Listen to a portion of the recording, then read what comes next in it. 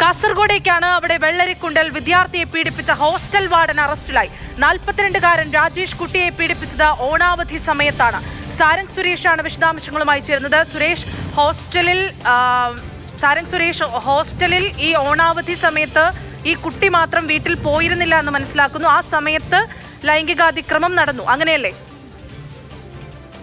അനശ്വര, ഓണാവധിക്കാലത്താണ് അനശ്വര സുരക്ഷിതപ്പെടുത്തുന്ന ഓണാവധിക്കാലത്താണ് കുട്ടിക്ക് നേരെ ഇത്തരത്തിലുള്ള അതിക്രമം ഉണ്ടാവുന്നത്. വെള്ളരിക്കുണ്ടിലെ ആൺകുട്ടികൾ താമസിക്കുന്ന പ്രീമെട്രിക് ഹോസ്റ്റലിലെ വാർഡനാണ് ഈ പറഞ്ഞ രാജേഷ് എന്ന് പറയുന്ന വ്യക്തി. ഓണാവധിക്കാലത്ത് മറ്റു കുട്ടികളൊക്കെ തന്നെ വീട്ടിൽ പോയ സമയത്ത് ഈ കുട്ടി ഈ ഹോസ്റ്റലിൽ തന്നെ തങ്ങുകയായിരുന്നു. ഇതിനിടയിലാണ് കുട്ടിക്ക് നേരെ ഇത്തരത്തിൽ പീഡനം ഉണ്ടാവുന്നത്.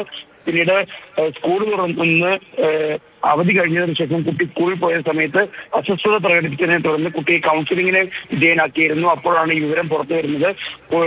പിന്നീട് മറ്റു നടപടിക്രമങ്ങളിലേക്കൊക്കെ തന്നെ കടക്കുകയായിരുന്നു. ഇപ്പോൾ രാജേഷിനെ പോലീസ് അറസ്റ്റ് ചെയ്ത് റിമാൻഡ് ചെയ്തു എന്നാണ് മനസ്സിലാക്കാൻ സാധിക്കുന്നത്. മറ്റ് കുട്ടികൾക്കും സമാന രീതിയിൽ അനുഭവം ഉണ്ടായിട്ടുണ്ടോ എന്നുള്ള കാര്യത്തിലടക്കം പോലീസ് പരിശോധന നടത്തിക്കൊണ്ടിരിക്കുന്നു എന്ന് തന്നെയാണ് ഏറ്റവും കൂടുതൽ ലഭിക്കുന്ന വിവരം.